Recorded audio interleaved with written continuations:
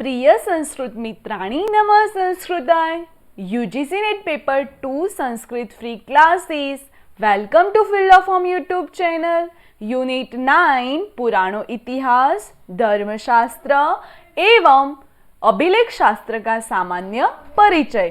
Class हमारा है 50 और टाइम हमारा रहेगा डेली 6 PM बाय नीदू चौधरी। और ये हमारे सोशल मीडिया अकाउंट्स हैं जिसके थ्रू आपको इजीली अपडेट मिल जाएगा और आप उसको ज्वाइन करोगे तो आपको वहाँ पे डेली के डेली जो क्लास लगते हैं हमारे उनके लिंक भी प्रोवाइड करवाया जाएगा। और अगर कुछ है क्लास के अपडेट कुछ है या किसी की कोई न्यूज़ है वो भी आपको वहाँ पे शेयर करवाया जाएगा। ठीक है, तो आप जल्दी से जल्दी सभी लोग जो नए स्टूडेंट हैं वो भी ज्वाइन कर लो और जो पुराने हैं उनको तो पता ही है। और ये हमारे फील्ड ऑफ होम की एप्लीकेशन है जो कि प्ले स्टोर से आप फ्री में डाउनलोड कर सकते हैं, जिसमें free notes, live classes, 5000 plus MCQ plus PYQ, free books और यहाँ पे आपको सॉल्व पेपर भी मिल जाएंगे। पुराने जो पेपर हैं वो सॉल्यूशन के साथ यहाँ पे आपको मिल जाएंगे, तो आप प्ले स्टोर से फ्री में डाउनलोड कर सकते हैं। ये सभी आपको मटेरियल्स, नोट्स सभी आपको फ्री में प्रोवाइड करवाया जाएगा। तो देर किस बात की, जल्दी से जल्दी जाए और अपने मोबाइल के प्ले स्टोर से आप सीधा डाउनलोड कर सकते हैं। ये हमारे फ्री क्लासेस का टाइम टेबल है जो कि paper first and second paper के लिए रहेगा, जिसमें मैथ्स, रीजनिंग, DI और जो फर्स्ट पेपर है उसके MCQ और GK की क्लास भी लगेगी, जिसका टाइम है 9 AM को GK की क्लास रहेगी, 11 AM को पेपर फर्स्ट की रहेगी, 2 PM को पेपर फर्स्ट के MCQ सॉल्व करवाए जाएंगे और 6 PM तो हमारा टाइम है ही संस्कृत का। उसके बाद 9 PM को first paper DI, maths, reasoning की क्लास लगेगी, तो आप ज्वाइन करना मत भूलिएगा। काफ़ी स्टूडेंट का सवाल रहता है कि मैम हम नोट्स कैसे डाउनलोड करें, तो यहाँ पे हमारी वेबसाइट दी हुई है www.ugcnet.com पर जाए और डेली के डेली जो भी क्लास लगती है उनकी वेबसाइट वहाँ पे आपको मिल जाएंगी। ठीक है, तो जल्दी से जल्दी जाए और डाउनलोड करें। और हमारी क्विज़ जो है वो स्टार्ट हो चुकी है 28 मार्च से और वो भी हमारी वेबसाइट पर ही रहेगी और आपको बिल्कुल फ्री में मिलेगी। इसके बाद ये हमारा जो क्विज़ का टाइमिंग है कि टाइम कौन सा रहेगा, तो GK की क्लास जो हमारी 9 AM को रहेगी उसका टाइम रहेगा क्विज़ का 9:30 को और फर्स्ट पेपर के लिए 11:50 को टाइम रहेगा और उसके बाद फर्स्ट पेपर जो PYQ है तो वो सॉल्व करने के लिए आपको उसकी क्विज़ का टाइम रहेगा 2:50 PM और सेकंड पेपर जो हमारा है सभी का तो उसका टाइम रहेगा 5 PM और हमारा जो DI, मैथ्स, रीजनिंग है उसका क्विज़ का टाइम रहेगा 9:50। ठीक है, तो आप ज्वाइन करना मत भूलिएगा। और UGC नेट गिव अवे, तो उसमें हमने कुछ आपके लिए प्लान सोचा है जो कि ये रहा हमारा जो क्विज़ होने वाला है 10 अप्रैल को, जो कि संडे के दिन हमारी उस दिन गूगल मीट नहीं रहेगी क्योंकि ना उस दिन बहुत ही बड़ा मेगा सेमिनार होने वाला है। उस पे आपको क्विज़ करना है, पेपर फर्स्ट के लिए रहेगी अभी तो जो भी पेपर फर्स्ट के लिए क्विज देगा उसमें जिसको फर्स्ट, सेकंड और थर्ड नंबर आएगा उनको ये गिफ्ट प्रोवाइड करवाए जाएंगे। तो ये बहुत ही बड़ी बिग अपॉर्चुनिटी है, तो आप सभी मत भूलिएगा और हमारा क्विज में पार्टिसिपेट करेगा। ठीक है, जो फर्स्ट नंबर आएगा जिसका उसको 3 बुक प्रोवाइड करवाई जाएंगी और सेकंड पेपर जो सेकंड आएगा जिसका नंबर उसको 2 बुक प्रोवाइड करवाई जाएगी और जिसका थर्ड नंबर आएगा उसको 1 बुक प्रोवाइड करवाई जाएंगी। ये हमारी गिफ्ट हो गई। ठीक है, तो आप उसको विन करना मत भूलिएगा। और हमारे जो नोट्स हैं, जो हम डेली के डेली जो क्लास लगाते हैं, तो क्लास के नोट्स 2-3 स्टूडेंट के ही आते हैं।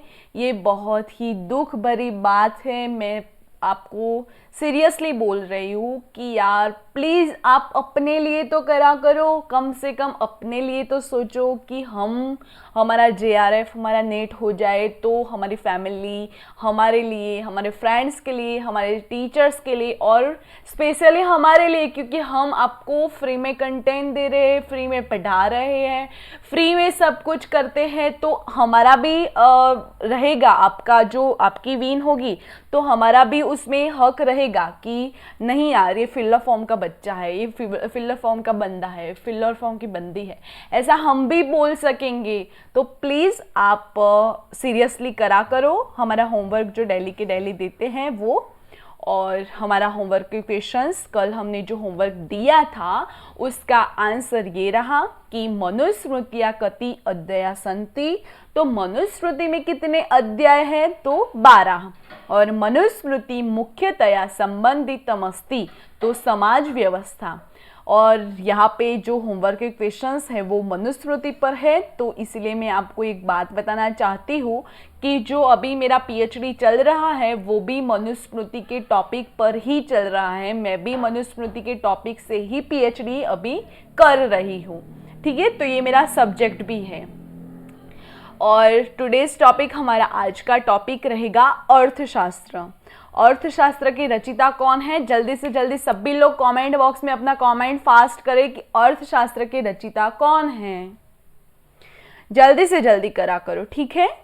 ये जो लाइव क्लास नहीं रहती, क्योंकि लाइव क्लास में काफ़ी इंटरनेट प्रॉब्लम होता है, पर फिर भी मैं लाइव रहकर ही आपके साथ, जब भी क्लास का टाइम रहता है तब मैं क्लास में आती ही हूँ, आपके सारे कमेंट्स देखती ही हूँ।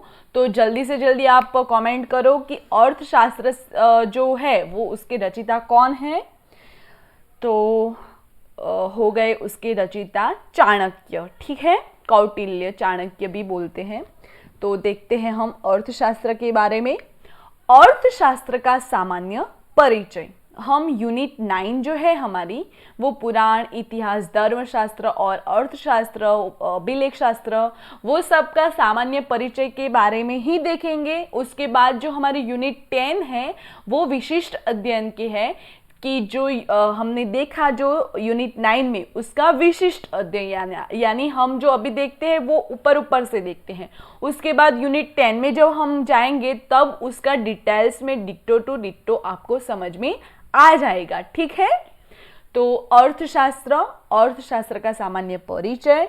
तो अर्थशास्त्र कौटिल्य या चाणक्य द्वारा रचित संस्कृत एक ग्रंथ है और उसकी रचना 4वीं शती ईसा पूर्व में हुई थी। इसमें राज्य व्यवस्था, कृषि, न्याय एवं राजनीति आदि के विभिन्न पहलुओं को पर विचार किया गया है। उसमें अर्थशास्त्र में क्या क्या है बातें? तो राज्य व्यवस्था है, कृषि है, न्याय है, राजनीति है, स्त्री विषय में है, काफी सारी अर्थशास्त्र में बातें बताई गई है। तो उसके पहलुओं पर विचार किया गया है। अपने तरह का राज्य प्रबंध विषयक यह प्राचीनतम ग्रंथ है। इसकी शैली उपदेशात्मक और सलाहकार, जो सलाहात्मक थी, तो इंस्ट्रक्शनल जो थी उसकी शैली है। अर्थशास्त्र की शैली कौन सी है? तो उपदेश दिया है उसमें और सलाह दी है, तो उपदेशात्मक हो गई और सलाहात्मक हो गई, ठीक है। उसके बाद यह प्राचीन भारतीय राजनीति का प्रसिद्ध ग्रंथ है। इसके रचनाकार का व्यक्ति नाम, जो रचनाकार थे कौटिल्य या चाणक्य, तो उनका जो व्यक्ति नाम है विष्णुगुप्त है। गोत्र नाम कौटिल्य यानी कुटिल से व्युत्पन्न जो हुआ था वो कुटिल यानी कुटिल जैसे व्युत्पन्न हुआ था, यानी उनकी जो नीतियाँ थी वो बहुत ही शातिर कुटिल थी, तो उनको कौटिल्य भी कहते हैं। कौटिल्य और स्थानीय नाम चाणक्य।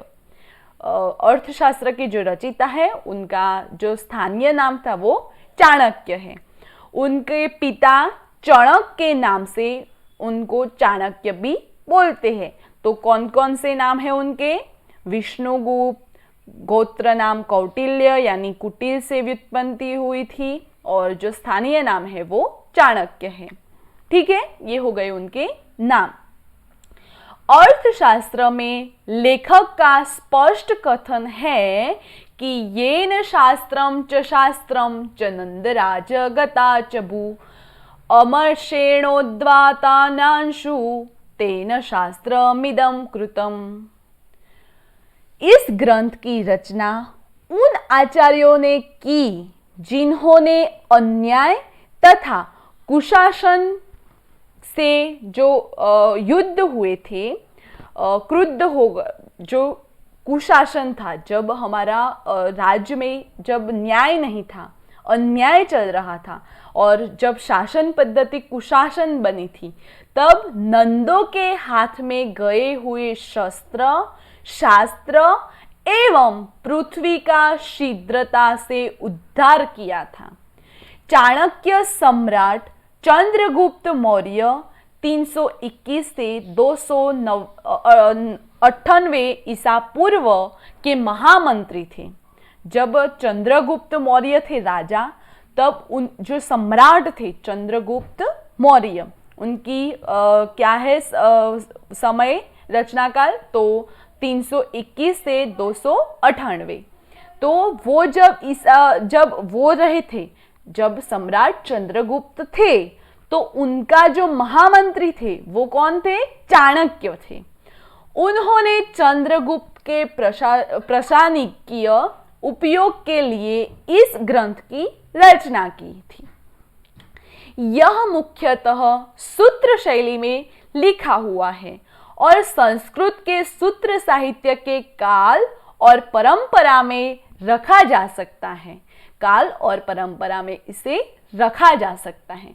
यह शास्त्र अनावश्यक विस्तार से रहित, समझने और ग्रहण करने में सरल एवं कौटिल्य द्वारा उन शब्दों में रचा गया है जिनका अर्थ सुनिश्चित हो चुका हो। तो इसकी रचना है वो अनावश्यक विस्तार से रहित, यानी शास्त्र जो है वो शास्त्र अनावश्यक विस्तार से रहित है, समझने और ग्रहण करने में सरल है एवं कौटिल्य द्वारा उन शब्दों में रचा गया है जिनका अर्थ सुनिश्चित हो चुका हो। ठीक है, समझ में आया? इसके बाद है अर्थशास्त्र में समसामयिक राजनीति, अर्थनीति, विधि, समाज नीति तथा धर्मादि पर पर्याप्त प्रकाश पड़ता है। तो उस अर्थशास्त्र जो ग्रंथ है उसमें क्या क्या प्रकाश पड़ता है?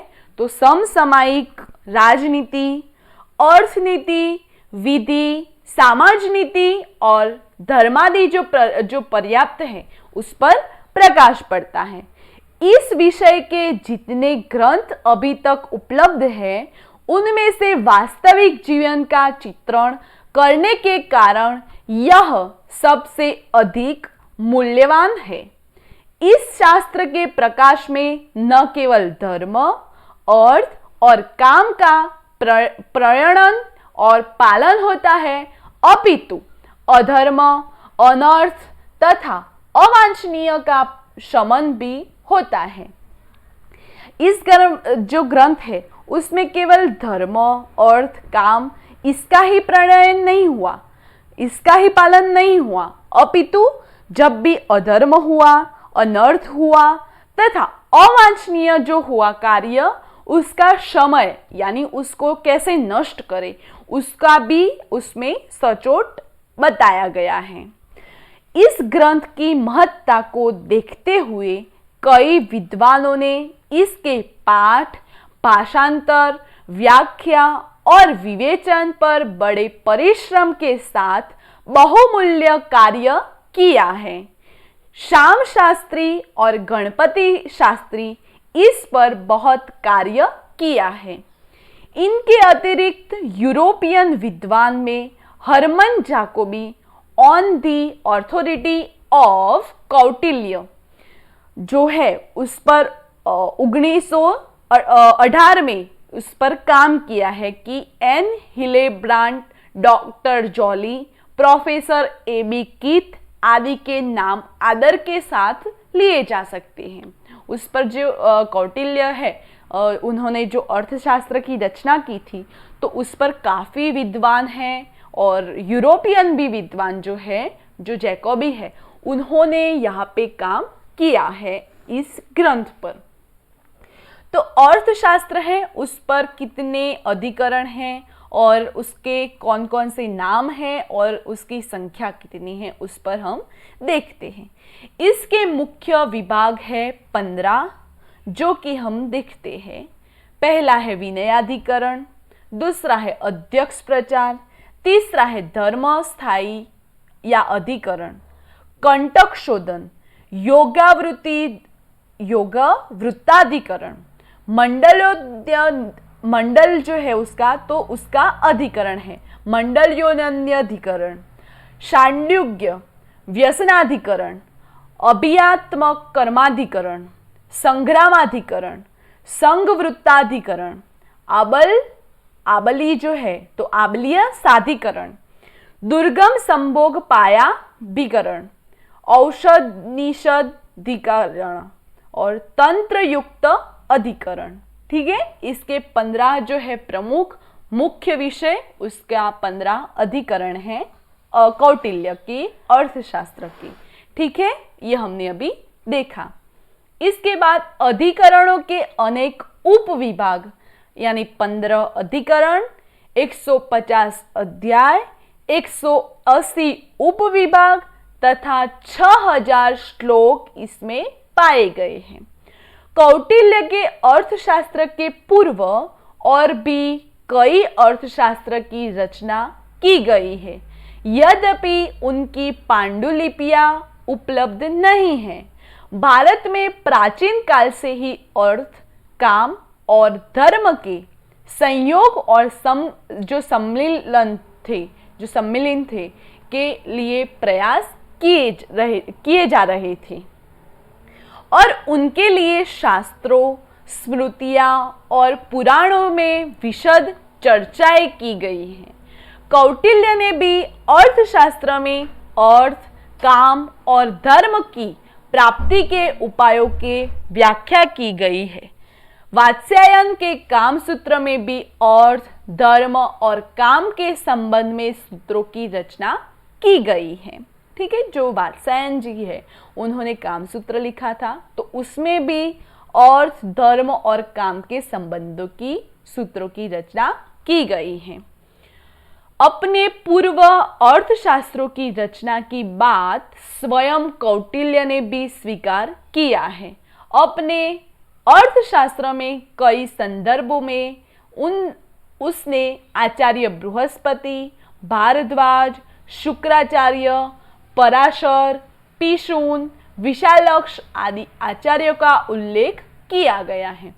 तो इसमें बताया है कि जो अर्थशास्त्र हैं उनके कई संदर्भ भी मिलते हैं, यानी संदर्भ यानी जब अर्थशास्त्र की रचना हुई उसके पहले भी अर्थशास्त्र के बारे में यानी उसके में जो विषय बताए गए हैं उसके बारे में भी किसी ने बताया है, तो उनके संदर्भ यहाँ पे बताए गए हैं कि कौन कौन है। तो आचार्य बृहस्पति है, भारद्वाज है, शुक्राचार्य है, पराशर है, पिशून है और विशालक्ष जी है।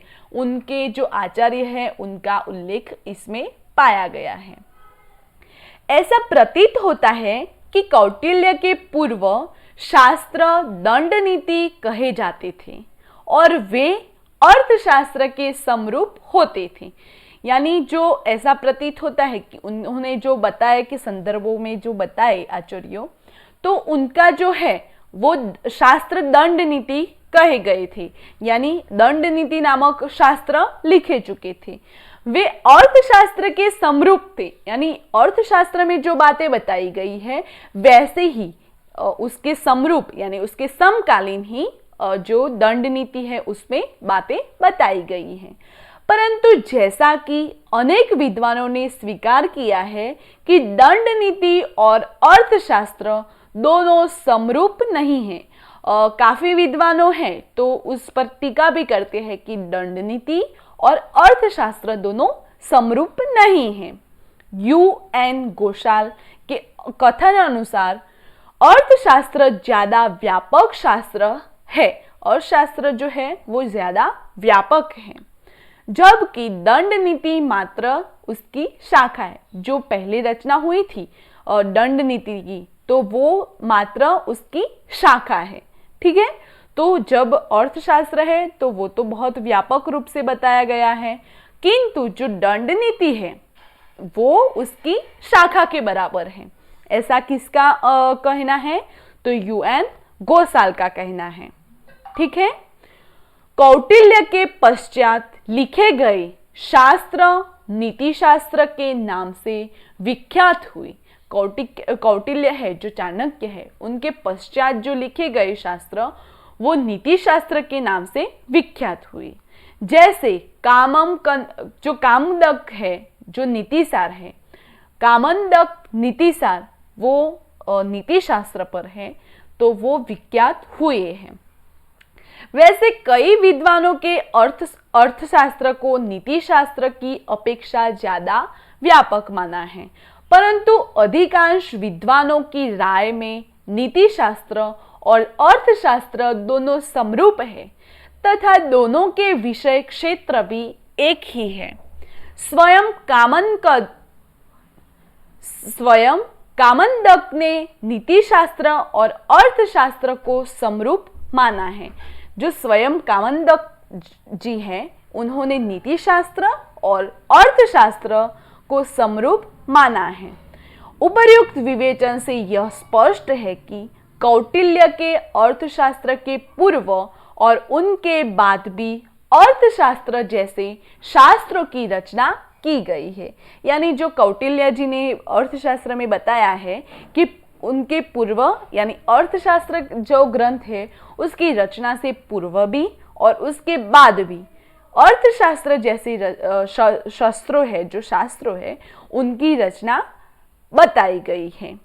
ठीक है, तो आज के लिए इतना ही। जो अर्थशास्त्र हमने देखा वो एक ऊपर से हमने देखा, ऊपर से ही। उसका विशिष्ट अध्ययन हम यूनिट 10 में करने ही वाले हैं। इसीलिए हमने आपको एक परिचय करवाया कि अर्थशास्त्र ऐसा है, अर्थशास्त्र के रचयिता ऐसे हैं, उनके नाम ऐसे हैं। ये सब हमने एक झलक माने तो एक झलक आपको दिखाई। ठीक है, इसके बाद हमारी जो रहेगी क्लास वो लिपि पर रहेगी, जिसमें पांडुलिपि, ब्राह्मी लिपि, खरोष्टी लिपि ये सब आपको पढ़ने के लिए मिल जाएगा। उसके बाद हमारा आज का होमवर्क का क्वेश्चंस है कौटिल्यस्य अपर नाम किम। तो कौटिल्य मैंने अभी ही क्लास में बताया कि कौटिल्य के अलग अलग कौन कौन से नाम थे, तो आपको यहाँ पे आंसर देना है। और अर्थशास्त्रस्य प्रथम अधिकरण वर्तते, तो अर्थशास्त्र का जो प्रथम अधिकरण है उसका नाम क्या है, तो आपको ये दोनों आंसर कमेंट बॉक्स में बताने हैं। यहाँ लाइव क्लास में नहीं, आपको कमेंट बॉक्स में आपको ये आंसर देने हैं।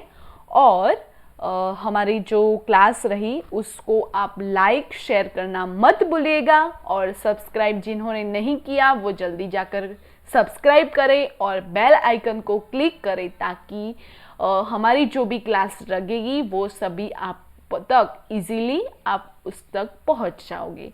और क्लास को लाइक करना तो मत ही भूलना। जो हमारा क्लास लगता है वो काफ़ी मेहनत के बाद लगता है, तो आप इतना तो हमारे लिए कर सकते हैं कि एक लाइक तो कर ही सकते हैं। ठीक है, तो लाइक एंड शेयर करना मत भूलिएगा।